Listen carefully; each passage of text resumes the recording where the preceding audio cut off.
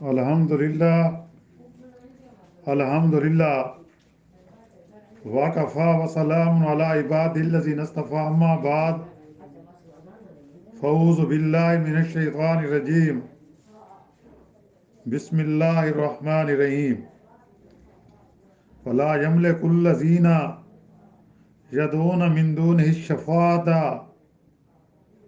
الا من شہد بالحق وہم یعلمون، جنہیں یہ لوگ اللہ کے سوا پکارتے ہیں وہ شفاعت کرنے کا اختیار نہیں رکھتے، ہاں مستحق شفاعت وہ ہیں جو حق بات کا اقرار کریں اور انہیں علم بھی ہو۔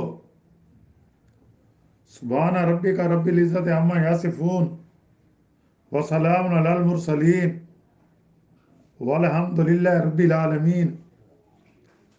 اللہم صلی علی سیدنا محمد وعلی آلہ وصحبہ وسلم۔ پارہ 25واں سورۃ الزخرف کی آیات مبارکہ 86 کی تلاوت کی گئی ہے اور ساتھ ترجمہ بھی کیا گیا ہے۔ گزشتہ آیات مبارکہ میں ذکر ہوا تھا کہ آسمانوں کا مالک، زمینوں کا مالک، اس ساری کائنات کا مالک اللہ تعالیٰ ہیں، جو یکتا ہیں، واحد ہیں، جن کا کوئی ثانی نہیں، وہ اکیلے ہیں، ان کی بادشاہت میں اس کا کوئی شریک نہیں، سب کچھ اللہ ہی کے اختیار میں ہے۔ اس لیے آسمانوں میں بھی معبود وہی ہے اور زمین میں بھی وہی قابل عبادت ہے، لہذا صرف اللہ کی عبادت کی جانی چاہیے اور اس کے ساتھ کسی کو شریک نہیں کرنا چاہیے، نہ اس کی ذات میں، نہ اس کی صفات میں، نہ اس کے علم میں۔ وہ واحد ہے، یکتا ہے، اس کے مقابلے میں اور کوئی دوسرا خدا نہیں، وہ اکیلا ہے، لہذا عبادت کے لائق صرف وہی ذات ہے اور وہ بڑے برکتوں والا ہے۔ اس کے پاس آسمان اور زمین کی بادشاہت ہے، بلکہ پوری کائنات کی بادشاہت ہے۔ اس کائنات میں جو کچھ بھی ہے اس کا مالک، اس کا خالق اللہ ہی کی ذات ہے۔ وہ سب کو رزق دیتا ہے، وہ سب کو وہی پیدا کرنے والا ہے، وہی موت دینے والا ہے، جیسا کہ سورۃ الانعام میں نبی کریم صلی اللہ علیہ وسلم سے فرمایا گیا کہ اے میرے نبی کریم صلی اللہ علیہ وسلم، تم ان لوگوں کو کہہ دو قُلْ إِنَّ صَلَاتِي وَنُسُكِي وَمَحْيَايَ وَمَمَاتِي لِلَّهِ رَبِّ الْعَالَمِينَ، کہ کہہ دیجئے ان صلاتی میری نماز، ونسکی میری قربانی، ومحیایا میری زندگی، ومماتی میری موت للہ رب العالمین، اللہ کی طرف سے جو تمام جہانوں کا رب ہے، جو تمام جہانوں کو پالنے والا ہے، اس کے سوا کوئی دوسرا رب نہیں کہ جس کی عبادت کی جائے، جس کے لیے نماز پڑھی جائے۔ اللہ کے سوا کوئی عبادت نہیں، عبادت کے لائق نہیں کہ اس کے نام پر قربانی دی جائے۔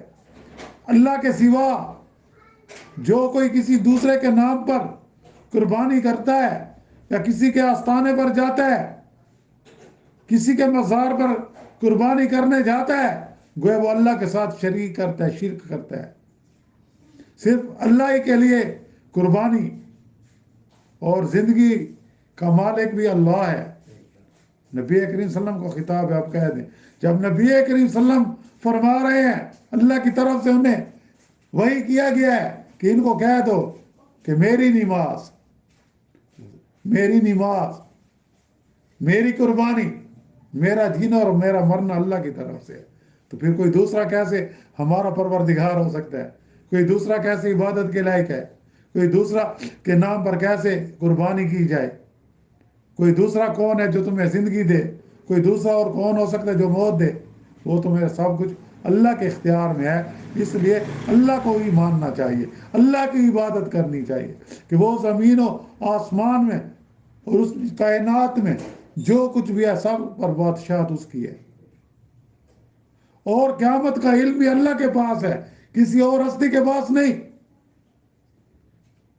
اور پھر قیامت کے دن جب نفخہ ثانی پھونکا جائے گا، لوگ دوبارہ زندہ کیے جائیں گے، میدان حشر کی طرف دوڑیں گے،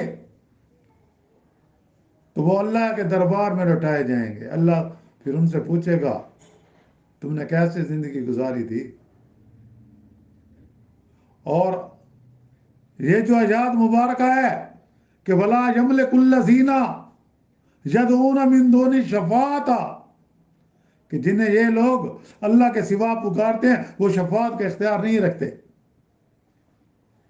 ان کے پاس کوئی پاور نہیں، ان کے پاس کوئی اختیار نہیں، ان کے اختیار میں کچھ بھی نہیں ہے۔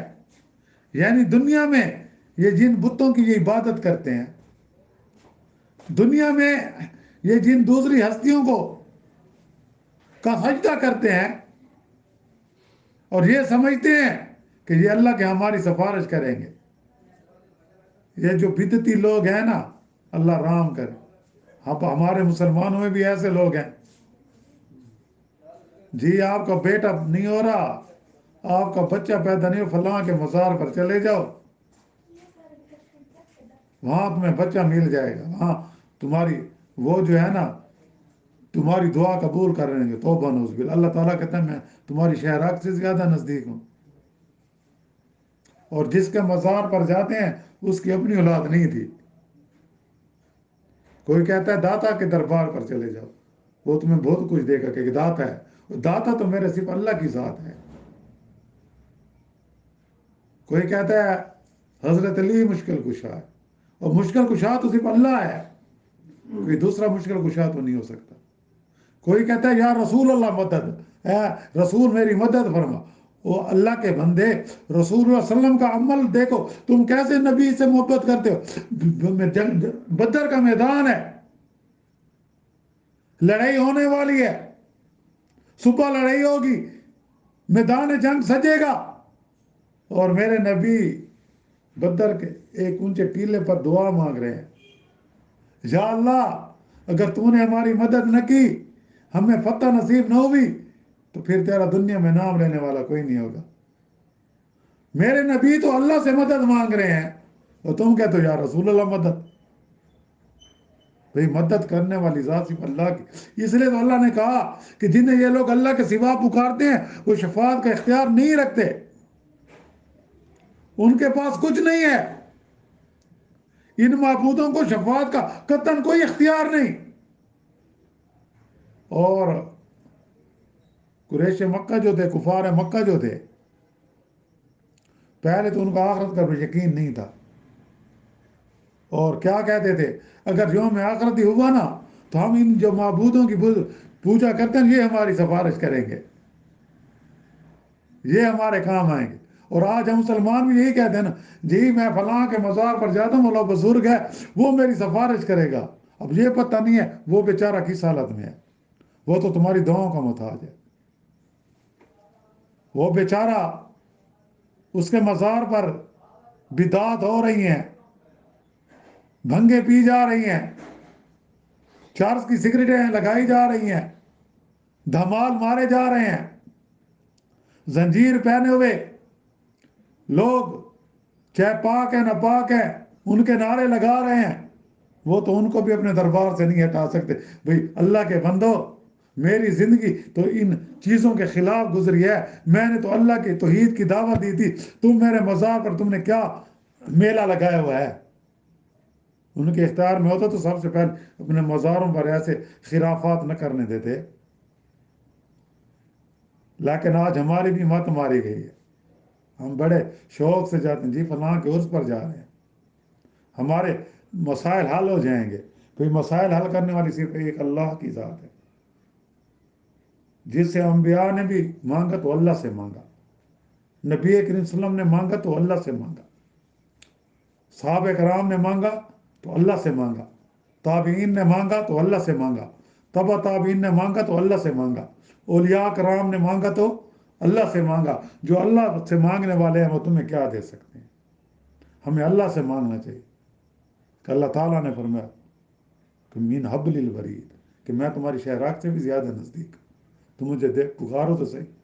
فاذکرونی اذکرکم واشکرونی ولا تکفرون، تم میرا ذکر کرو، فاذکرونی میں تمہارا ذکر کروں گا، واشکرونی اور میرا شکر ادا کرو اور میرا کفر نہ کرو. اب دیکھو اللہ تعالیٰ نہ شکری نہ کرو، اللہ تعالیٰ کہتا ہے کفر نہ کرو، میں تمہاری دعائیں قبول کروں گا. تم آؤ تو صحیح میرے در پر، مجھ سے مانگ کر تو دیکھو. اور یہاں یہی ہے. اور وہ ہاں مستحق شفاعت وہ ہیں، مستحق شفاعت یعنی شفاعت ان کی جائے گی. اور کون شفاعت کریں گے؟ نبی کریم صلی اللہ علیہ وسلم شفاعت کریں گے، لیکن اللہ کے حکم سے. اور ان کے لیے شفاعت کریں گے جن کی زندگی قرآن و سنت کے مطابق گزری ہوگی، جنہوں نے شرک نہیں کیا ہوگا، جنہوں نے میرے نبی کی سنتوں کا مذاق نہیں اڑایا ہوگا، ان کی شفاعت کریں گے. اللہ تعالیٰ ہمیں بھی نبی کریم صلی اللہ علیہ وسلم کی شفاعت نصیب فرمائے. تو یہاں یہی ہے. اور مستحق شفاعت کون ہے؟ جنہوں نے جو سچے مومن بن کر رہے، جو مخلص مومن بن کر رہے، جنہوں نے اطیع اللہ و اطیع الرسول کے مطابق اپنی زندگیاں گزاری. اور شفاعت اللہ کی طرف سے جب اجازت ملے گی، نبی کریم صلی اللہ علیہ وسلم بھی اللہ کی اجازت سے شفاعت کریں گے. اور اس طرح اللہ کے انبیاء بھی شفاعت کریں گے، نیک لوگ بھی شفاعت کریں گے اللہ کے حکم سے. تو یہاں یہی ہے. اور حق بات کا اقرار کریں، جو حق بات کو مانیں وہ شفاعت کے مستحق ہیں. جو شرک کریں، جو بدعات کریں، جو خرافات کریں، جو دین میں تبدیلی کریں، جو اپنے عبادت کے لیے طریقے ایجاد کریں، جو سنت کے خلاف چلے، وہ شفاعت کے مستحق نہیں ہے. یعنی جو حق بات کا اقرار کرے اور انہیں علم بھی ہو. حق بات سے مراد کیا ہے؟ کلمہ لا الہ الا اللہ، کہ میں نے اپنی زندگی اس کلمے والی زندگی پر چلتے ہوئے گزارنی ہے. یہ جو مجھے کلمہ کہتا ہے کہ لا الہ الا اللہ، کہ اللہ کے سوا کوئی معبود نہیں، اللہ کے سوا کوئی مشکل کشا نہیں، اللہ کے سوا کوئی حاجت روا نہیں، وہ صرف اکیلا ہے، اس کا کوئی ہم اثر نہیں، اس کے کوئی برابر نہیں. اور محمد الرسول اللہ، اور محمد صلی اللہ علیہ وسلم اللہ کے رسول ہے. یعنی ہماری کامیابی اللہ کا حکم ماننے اور نبی کریم صلی اللہ علیہ وسلم کے طریقوں پر چلنے میں ہے. جس نے ایسی زندگی گزاری وہ شفاعت کے مستحق ہوں گے. اور یہ اقرار بھی علم و بصیرہ کی بنیاد پر ہو، محض رسمی و تقلیدی نہ ہو. یعنی عمل نہ ہو اور ایسے نہیں. وہ عمل سے زندگی بنتی ہے، جنت بھی جہنم بھی. یہ خاک کی اپنی فطرت میں نہ نوری ہے نہ ناری. یہ خاک کی ہے بھائی. نور سے جو بننے وہ فرشتے ہیں، نار سے جو بننے وہ جنات ہیں. ہماری فطرت مٹی سے بنی ہے، ہم خاک سے پیدا ہوئے ہیں. اور جو حق بات کا اقرار کرے اور انہیں علم بھی ہو، انہیں بات کا پتہ بھی ہو. یعنی حق بات سے کیا مراد؟ کلمہ توحید لا الہ الا اللہ. اور یہ اقرار بھی علم و بصیرت کی بنیاد پر ہو، محض رسمی اور تقلیدی نہ ہو. یعنی زبان سے کلمہ توحید کرنے والے کو پتہ ہو کہ میں صرف ایک اللہ کا اس بات اور دیگر تمام معبودوں کی نفی کرتا رہا ہوں، اللہ کے سوا کوئی معبود نہیں بن سکتا، صرف مشکل کشا اللہ ہے، حاضر ناظر صرف خدا، باقی سب میں لاپتہ. اور محمد صلی اللہ علیہ وسلم ہمارے پیشوا، اور ہم نہیں اللہ کا حکم مانے اور نبی کریم صلی اللہ علیہ وسلم کے طریقے پر زندگی گزارنی ہے. اللہ تعالیٰ ہمیں ایسا بنا دے اور پھر اس کے مطابق اس کا عمل ہو. ایسے لوگوں کے حق میں اہل شفاعت کی شفاعت مفید ہوگی. یا مطلب کہ شفاعت کرنے کا حق صرف ایسے لوگوں کو ملے گا جو حق کا اقرار کرنے والے ہوں گے، یعنی انبیاء، صالحین اور فرشتے، نہ کہ معبودان باطل جنہیں مشرکین اپنا شفاعت کنندہ خیال کرتے، وہ ہماری شفاعت نہیں کریں گے. اللہ تعالیٰ سے دعا ہے کہ اللہ تعالیٰ ہمیں بقیہ زندگی قرآن و سنت کے مطابق گزارنے کی توفیق عطا فرمائے. اللہ تعالیٰ ہماری کوتاہیوں کو، کمزوری کو معاف فرمائے. ہم سب کے صغیرہ کبیرہ گناہ معاف فرمائے اور آئندہ اپنی رحمت سے ہر قسم کے صغیرہ کبیرہ گناہوں سے ہماری حفاظت فرمائے. اور جو مسلمان اس دنیا سے رخصت ہو گئے ہیں، اللہ تعالیٰ سب کی مغفرت فرمائے اور سب کو جنت میں اعلیٰ مقام عطا فرمائے. اور دنیا میں جہاں کئی مظلوم مسلمان ہیں، خصوصاً فلسطین کے، کشمیر کے، اللہ تعالیٰ ان کی غیبی مدد فرمائے اور مسلمان حکمرانوں کو غیرت اور جرأت عطا فرمائے کہ وہ ان مظلوم مسلمانوں کی جانی اور مالی مدد کریں. اللہ تعالیٰ ہم سب کا خاتمہ بھی ایمان پر فرمائے. جو بیمار ہیں، روحانی بیمار ہیں، جسمانی بیمار ہیں، گھروں میں ہیں، ہسپتالوں میں، اللہ تعالیٰ سب کی کو صحت کاملہ عطا فرمائے اور ایمان کے ساتھ زندہ رکھے اور ہم سب کا خاتمہ بھی ایمان پر فرمائے. وآخر دعوانا الحمد للہ ربنا آتنا فی الدنیا حسنۃ وفی الآخرۃ حسنۃ وقنا عذاب النار. صلی اللہ تعالیٰ علی خیر خلق محمد وآلہ وصحبہ اجمعین برحمتک یا. السلام علیکم ورحمۃ اللہ وبرکاتہ. تعلیم دین کورس بعد از نبا مغرب ہر عمر کے افراد کے لیے اس موقع سے فائدہ اٹھائیں، خصوصاً طلباء کے لیے جو کالج کے طلباء ہیں یا میٹرک کے طلباء ہیں. اس میں آپ کا اپنا فائدہ ہے.